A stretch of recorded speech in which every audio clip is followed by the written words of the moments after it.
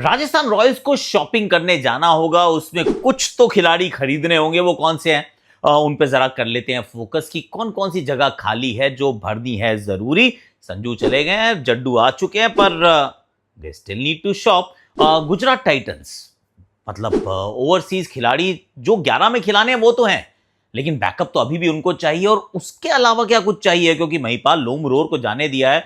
अब विजय शंकर भी तो नहीं है, तो कौन खेलेगा इनके लिए। और जो दूसरा T20 आए है, क्या साउथ अफ्रीका एक्चुअली वापसी कर सकती है, और अगर कर सकती है तो भाई हम रोके कैसे।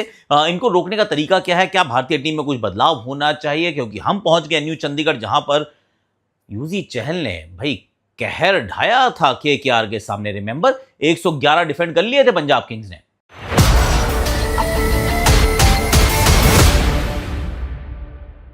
हैशटैग आकाशवाणी आप सभी का हाथ जोड़ के गले लगा के स्वागत है। कैसे हो आप लोग? आई रियली होप कि आप अच्छे होंगे और आपने चैनल को ऑलरेडी सब्सक्राइब कर लिया होगा, और नहीं किया तो कर लो यार, क्योंकि सब्सक्रिप्शन जो है वो अच्छी चीज़ होती है। 52 लाख पे हमने को पहुंचना है और हम पहुंच जाएंगे। वैसे मैंने एक और चीज़ देखी, वो नेपाल प्रीमियर लीग में देख रहा था, जिसमें सुदूर पश्चिम रॉयल्स यार पहली टीम बन गई, फाइनल में पहुंचने वाली। एक्चुअली दीपेंद्र सिंह ऐरी की टीम जो है वो अच्छा खेली है, और बढ़िया है भाई, बढ़िया है। मुझे तो लग रहा है, वैसे मेरा पर्सनल जो सोच है वो ये कि रॉयल्स और किंग्स का ही होगा फाइनल मुकाबला। Viratnagar Kings might actually make it to the finals, ऐसा मुझे लगता है, पर we shall find out qualifier 2 में। अब let's now quickly focus on Rajasthan Royals. मैं राजस्थान रॉयल्स से इसलिए शुरुआत कर रहा हूं क्योंकि इनका पैसे उतने ज्यादा नहीं बचे हैं, और जो बड़ी जो ट्रेड हुई थी, सबसे बड़ी ट्रेड एक्चुअली वो इनके द्वारा ही हुई थी। संजू को जाने दिया था, जड्डू को ले लिया था, लेकिन जड्डू के साथ सैम करन और डैनोवन फरेरा लिए उन्होंने दिल्ली से। तो काफी सारा एक्चुअली मूविंग एंड शेकिंग जो पार्ट्स थे वो इन्हीं की तरफ थे। अब इनको चाहिए क्या क्या। पहली बात तो बहुत सारे पैसे तो नहीं है, लेट्स बी ऑनेस्ट। मतलब ऐसा नहीं है कि पैसे ही पैसा है बाबू भैया, जितने मर्जी खर्च कर लो।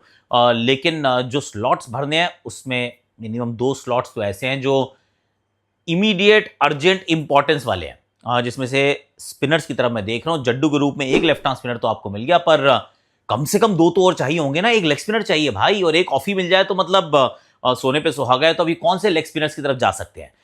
थोड़ी देर तक तो ये रवि बिश्नोई की तरफ जाएंगे, लेकिन रवि बिश्नोई इनको नहीं मिलेगा, क्योंकि इनके पास इतने पैसे हैं ही नहीं। उसके बाद ये जा सकते हैं राहुल चाहर की तरफ, और हो सकता है राहुल चाहर भी शायद इनको मिले या ना मिले, क्योंकि राहुल चाहर, रवि बिश्नोई बोथ का जो कनेक्शन है वो राजस्थान के साथ है। करण शर्मा एक और विकल्प के रूप में मुझे नजर आते हैं। तो ये 3 ऐसे गेंदबाज हैं जिनमें से कोई एक तो इनको पक्का चाहिए होगा, और मुझे ऐसा लगता है करण शर्मा को ये ले जाएंगे अंत में। अगर थोड़ा सा भी तरीके से ऑक्शन करने बैठेंगे तो करण शर्मा इनकी टीम में खेलते हुए हमें नजर आने चाहिए। और साथ में एक उनको चाहिए होगा ऑफ स्पिनर भी। अब ऑफ स्पिनर कौन सा मिलेगा?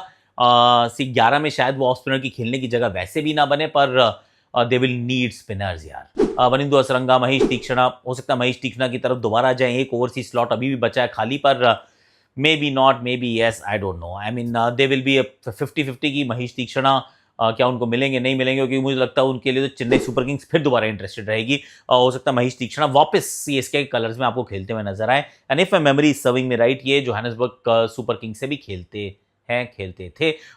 तो स्पिनर इनको चाहिए without a shadow of doubt. Shimron Hetmyer का एक बैकअप भी चाहिए होगा।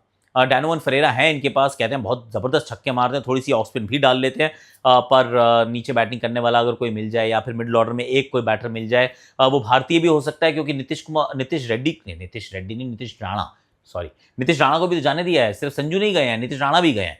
संजू के जाने के बाद मुझे लगा कोई बात नहीं, वैभव सूर्यवंशी के साथ Yashasvi opener, and then Dhruv Jurel, Riyan Parag, Nitish Rana and Shimron Hetmyer, they will be okay. पर नीतीश के जाने के बाद अब मिडिल ऑर्डर में एक जगह और खाली हो चुकी है, जिसको भरने के लिए they will have to start thinking कि किसको ला सकते हैं।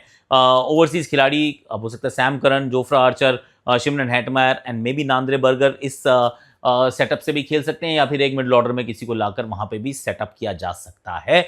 आई mean they need to think. अब गुजरात टाइटंस का क्या है? सिर्फ बैकअप चाहिए यार। इनके पास जॉस बटलर है, इनके पास ग्लेन फिलिप्स है, इनके पास राशिद खान है, इनके पास कगिसो रबाडा है। 4 ही खेलते हैं ओवरसीज, इनके पास चारों के चारों है। कोई टेंशन नहीं, इनको कोई और नहीं चाहिए। पर इनको बैकअप चाहिए, इनको हर स्लॉट के लिए बैकअप चाहिए। तो एक तो इनको कीपर बैकअप चाहिए होगा, and I won't be surprise कि पता चले क्विंटन डिकॉक को ले ले। दे वेरी केपेबल टीम, जो हो सकता है बैकअप के रूप में क्विंटन डिकॉक को ले और उसके बाद उनसे ज़्यादा काम करा लें, या फिर यहाँ पे एक अफगानिस्तान कनेक्शन भी रहता है। पहले नूर भी थे और लास्ट करीम जन्नत भी थे, अब रहमानुल्लाह गुरबाज भी आएंगे ऑक्शन में। हालांकि रीसेंट फॉर्म बिल्कुल भी अच्छी नहीं रही है, तो मे बी नॉट, पर Quinton de Kock could be in their sides की कीपर बैटर, कि कभी अगर जॉस बटलर की जगह जरूरत पड़ी तो वो खेल सकते हैं। जॉस ऑफ कोर्स 3 पे खेलते हैं, क्विंटन डिकॉक ऊपर करेंगे बल्लेबाजी, पर उसमें साई नंबर 3 पे कभी भी आ सकते हैं, तो that is not a big concern. उसके बाद मिडिल ऑर्डर के अंदर, क्योंकि अब उन्होंने शर्फिन रदरफोर्ड को जाने दिया और सिर्फ ग्लेन फिलिप्स के साथ बचे हैं, they might actually go for David Miller again. इसी टीम में खेला करते थे, उनके साथ उन्होंने चैंपियनशिप जीती है, और डेविड मिलर अब ऑक्शन में आने वाले हैं। वंस अगेन बहुत पैसे इनके पास नहीं है, बहुत सारी शॉपिंग की आवश्यकता नहीं है, पर मिडिल ऑर्डर को पुख्ता तो करना पड़ेगा। आई डू फील कि मिडिल ऑर्डर में there is an opportunity and a possibility of थोड़ा सा और कंसोलिडेशन की आवश्यकता मुझे तो नजर आती है। हो सकता है कार्तिक शर्मा में भी बहुत इंटरेस्टेड हूं, क्योंकि कार्तिक शर्मा भी ठीक ठाक बड़े शॉट लगाते हैं, और महिपाल लोमरोड जहां से गए हैं, जहां शाहरुख खान ने खेलते नजर आते हैं, थोड़ा काम इन्होंने विजय शंकर से भी करवाया था, पर Kartik Sharma might actually be a good option, तो वो उनकी तरफ शायद देख सकते हैं।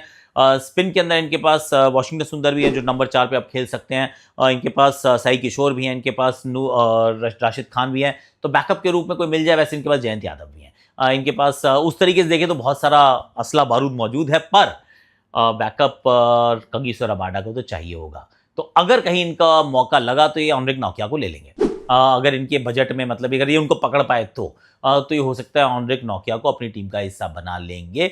अगर वो नहीं होते तो हो सकता है कि जेकब डफी आ जाए, हो सकता है कोई और आ जाए, पर they do need a backup bowler. Even Gerald Coetzee could be an option, जो बैकअप के रूप में Lungi Ngidi could be an option. तो मतलब इनको चाहिए बैकअप, वो बेन डॉर्चेस भी हो सकते हैं। एक फास्ट बॉलर का बैकअप चाहिए, पर 11 में खेलने वाले खिलाड़ी इनके पास 4 के 4 ओवरसीज जो है एकदम set in stone seal deal वाले हैं, तो इनको कुछ ज़्यादा वहाँ कुछ करने की आवश्यकता नहीं प्रतीत होती है। एंड ऑल्सो द फैक्ट कि इनके पास बहुत सारे पैसे भी नहीं है, तो कम पैसे वाले हैं, स्लाइटली लेस एक्टिव फ्रेंचाइज रहेंगी। गुजरात जो है वो वैल्यू बाय की तरफ जाएंगी, Rajasthan might be a little desperate when it comes to the spinners, खासतौर से भारतीय स्पिनर्स इनको चाहिए ही चाहिए होंगे।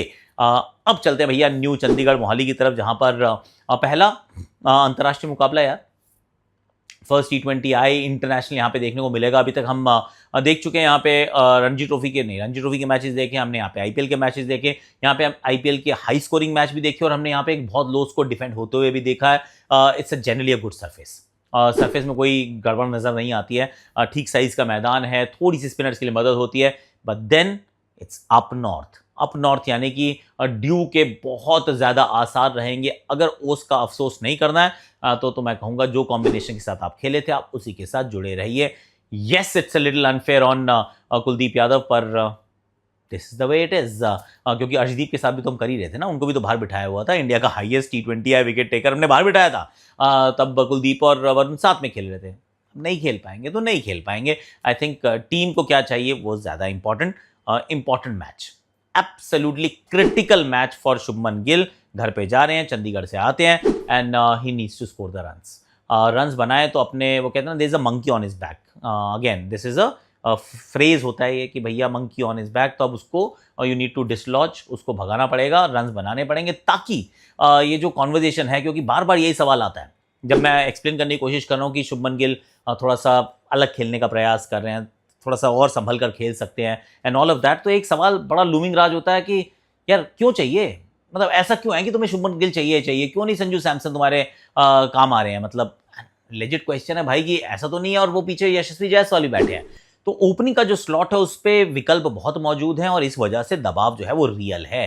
yes, he is the vice captain of the Indian cricket team in T20Is.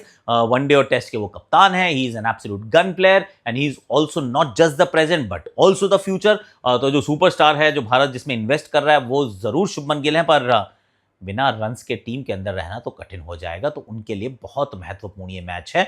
And also I mean Surya Kumar Yadav runs बनाने होंगे यार, क्योंकि अल्टीमेटली रन्स चाहिए। आप किसी भी कप्तान के रन्स के बिना अपनी गाड़ी अच्छे से नहीं चला सकते हैं। तो let's be very very honest and fair and such को सच बोलते हैं कि सूर्य कुमार यादव के रन्स बहुत समय से नहीं बने हैं जब वो भारत के लिए खेले हैं। ऐसा नहीं है कि बहुत खराब खेलते हुए दिखे हैं, पिछले मैच भी ऐसे करके मारा तो छक्का मारा था, ऑस्ट्रेलिया के अंदर भी ऐसे करके मारे तो छक्के मारे थे, पर कोई बड़ी पारी चाहिए यार, बड़ी पारी बने तो फिर गाड़ी जो है पटरी पे आ जाती है। लेफ्ट से टॉस करे, राइट से टॉस करे, इस बात का मुझे कोई फर्क नहीं पड़ता। टॉस जीतो या हारो, इस बात का कोई फर्क नहीं पड़ता, क्योंकि ये टीम नहीं हारती है, टीम लगातार जीतती रहती है। पर उसके लिए अब सूर्य कुमार यादव के रन्स बनाने जरूरी हैं। That's about it. इससे ज़्यादा मेरे पास बात करने के लिए इस वीडियो में कुछ नहीं है। ऑफकोर्स इस मैच से बहुत और एक और है, मतलब साउथ अफ्रीका के दृष्टिकोण से देख रहा हूँ, कॉर्बिन बॉश को खिला लो यार। आई मीन कॉर्बिन के लिए तुम्हारे लिए जगह नहीं बन पा रही। आई एम लिटिल सरप्राइज कि आप सिपामला, नेंगेडी सबको खिलाना चाह रहे हो और आप कॉर्बिन बॉश को नहीं खिला रहे हो। I think Corbin Bosch deserves to get a game, that is one. और टू, मुझे ऐसा लगता है कि ऑनरिक नोकिया इस वाले मुकाबले में पिछले मुकाबले से बेहतर गेंदबाजी करेंगे। वहाँ 4 में 40 खाए थे, क्योंकि इंजरी के बड़े लंबे ले ओवर के बाद आ रहे थे। He is a much better bowler than that. Batting में थोड़ा संभल के खेल लो साउथ अफ्रीकन, अगर आपको लगता है कि थोड़ा जीतने वीतने का कुछ मन बनाना है, वरना भारतीय टीम तो रूथलेस है भैया। एक आप जीते थे श्रृंखला, एक हम जीते, यानी कि टेस्ट आपके, वनडे हमारे, T20 में हम आगे हैं। ये वाला मैच अगर आप नहीं जीते तो फिर South Africa, this will be a knockout series for you, then forget about it, then you are losing this series. अगर आपने इस सीरीज को जीवित रखना है, ये दूसरा ही मैच है, मैं फिर भी कह रहा हूं कि अगर आपने इस सीरीज को जीवित रखना है तो साउथ अफ्रीका ये मैच आपको जीतना होगा। अगर आप you don't bring your A game to this ground, then bye bye tata, India will win this series comfortably in the end. That's what I feel. आपको लगता है, do let me know in the comment section, और please like share subscribe comment notification घंटी बजा देना। और एक और ना, बड़े अच्छे से हमने एक एनिमेशन बनाई है AI का इस्तेमाल करके, कि कैसे एक बगावत ने बीज बोया था विश्व की सबसे बेहतरीन T20 लीग का।